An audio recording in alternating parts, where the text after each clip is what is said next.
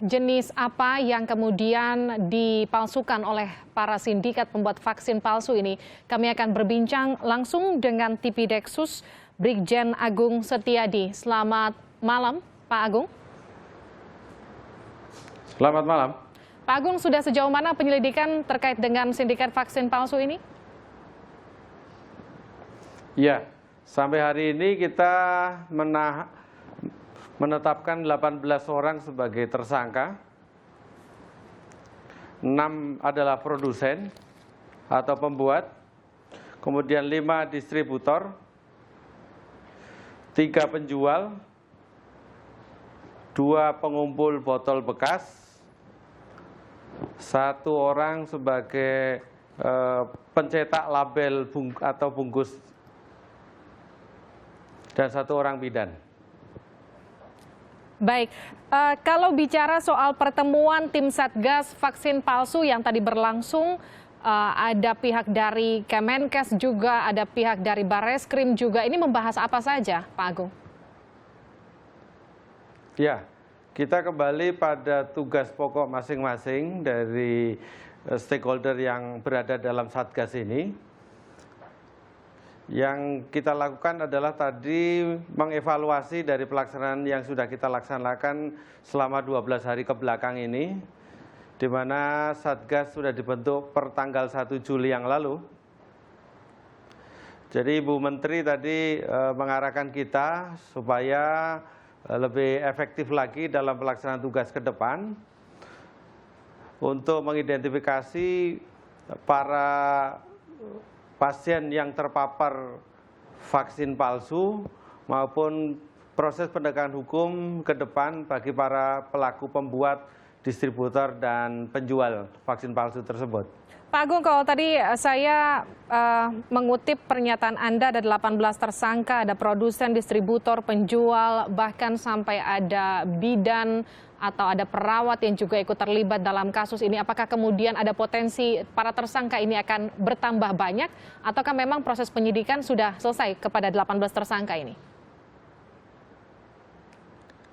Sangat terbuka untuk nantinya kita tetapkan tersangka baru, namun semua sedang berproses dalam proses penyidikan. Kita akan terus mengumpulkan bukti-bukti. Dengan bukti itulah nanti kita akan tetapkan pelaku-pelaku yang lain. Baik, Pak Agung, informasi yang kami terima ada 37 fasilitas kesehatan di 9 provinsi yang menerima pasokan dari distributor yang dikatakan ilegal. Adakah kemungkinan ini merupakan distributor vaksin palsu yang salah satunya juga sudah dijadikan tersangka oleh Bareskrim? Data itu adalah data dari Badan POM yang berbeda dengan data yang kami miliki. Jadi 30 titik fasilitas kesehatan yang kemudian diidentifikasi ada yang ditemukan vaksin palsu, itu adalah yang dikerjakan oleh teman-teman dari Badan POM, dan datanya tadi sudah kita olah. Sedangkan yang kita tangani adalah murni dari proses penyidikan kita, di mana ada 4 kelompok pembuat vaksin palsu, ada pendistribusiannya, dan kemudian para pengguna maupun penjualnya vaksin palsu tersebut. Jadi itu berbeda. Baik, Pak Agung, kalau tadi bicara datanya berbeda, artinya kalau Badan POM menemukan ada 37 fasilitas kesehatan di 9 provinsi yang kemudian terindikasi mendapatkan vaksin dari distributor ilegal, Anda katakan berbeda. Lalu berapa data yang dimiliki oleh Bareskrim Polri? Ya, dari 18 tersangka ini kita mengetahui bahwa ada 14 rumah sakit yang sedang kami sidik terkait dengan distribusi vaksin palsu yang masuk ke rumah sakit tersebut, dan juga ada 7 bidan yang juga mendistribusikan dan menggunakan vaksin palsu. Pak Agung, 14 rumah sakit, 7 bidan, di wilayah mana saja ini, Pak Agung? Ya, kita sedang terus sedang dalam proses pendalaman.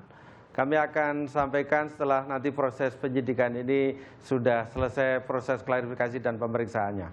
Baik, Pak Agung, kalau kita kembali lagi ke 18 tersangka, mereka telah beroperasi lebih dari 13 tahun. Artinya sudah sejauh mana cakupan daya sebar dari vaksin-vaksin ilegal ini? Sejauh ini penyidikan dari Barreskrim sudah sejauh mana? Ya, penyebarannya secara garis besar dapat saya sampaikan itu ada di wilayah Pulau Jawa dan Pulau Sumatera. Pulau Jawa dan Pulau Sumatera, adakah daerah-daerah spesifik di mana saja yang perlu diwaspadai, Pak Agung? Karena kalau kita bicara soal vaksin ini, bicara antibodi, ada kemungkinan anak-anak yang tidak tervaksin atau menggunakan vaksin palsu ini perlu untuk divaksin ulang, Pak Agung?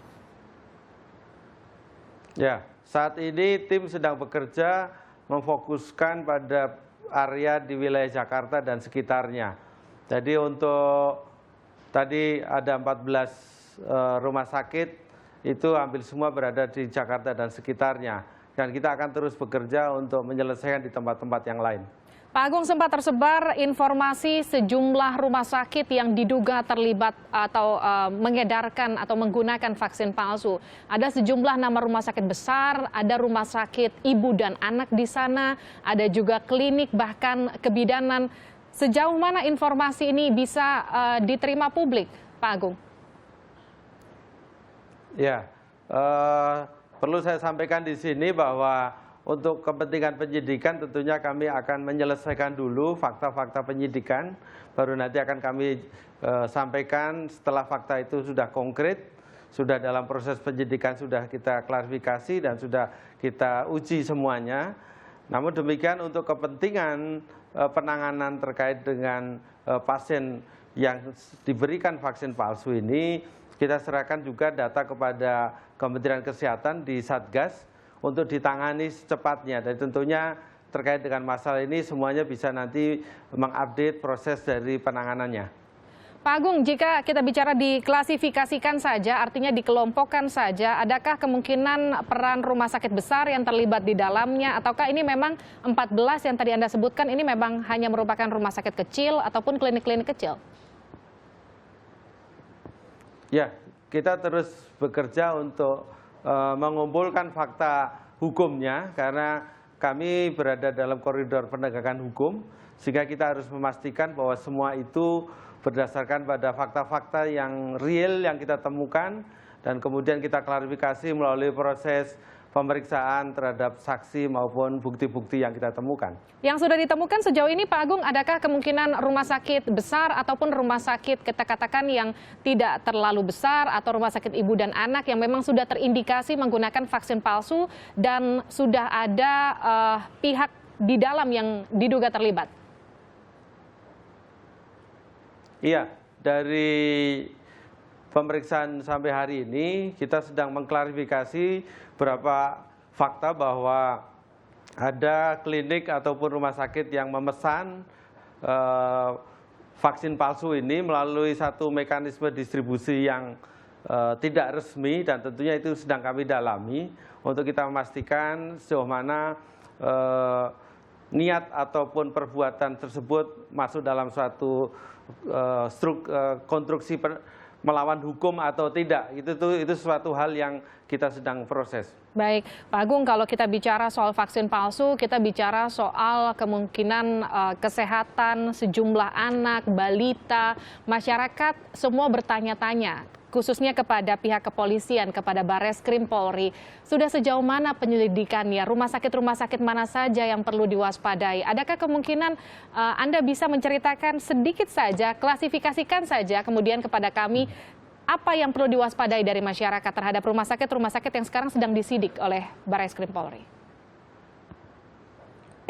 Semua stakeholder yang menangani tentang vaksin ini sedang bekerja, baik dari Kementerian Kesehatan, Badan POM, kemudian Ikatan Dokter Anak, kemudian juga rumah sakit, semuanya sedang bekerja untuk memastikan bahwa yang pertama, stok vaksin itu saat ini adalah vaksin yang asli yang ada di sarana pelayanan kesehatan, baik itu rumah sakit atau poliklinik, itu sedang dipastikan.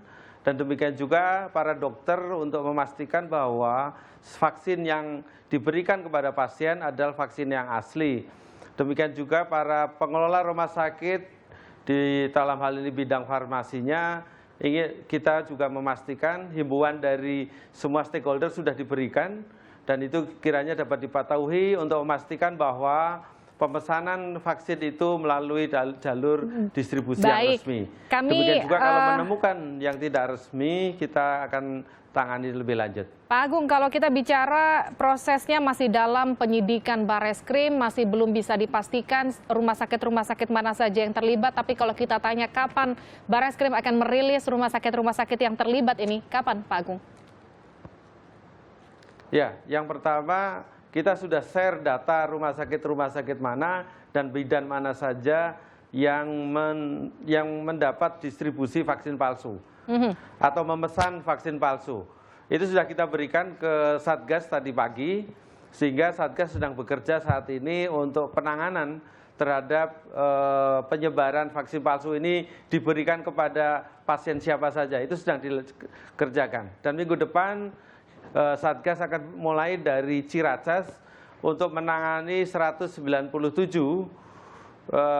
pasien anak-anak balita yang atau mendapatkan vaksin palsu untuk dilakukan penelitian dan penanggulangannya sebagaimana prosedur yang ada dalam sarana kesehatan atau dari Kementerian Kesehatan yang akan mengatur hal itu. Baik, terima kasih Direktur Tipideksus Brigjen Agung Setia. Tapi kami masyarakat tentu menantikan rumah sakit mana. Kita nantikan nanti rilisan dari Anda, rumah sakit mana atau klinik mana nanti yang terlibat dalam distribusi atau penggunaan vaksin palsu. Terima kasih telah bergabung bersama kami.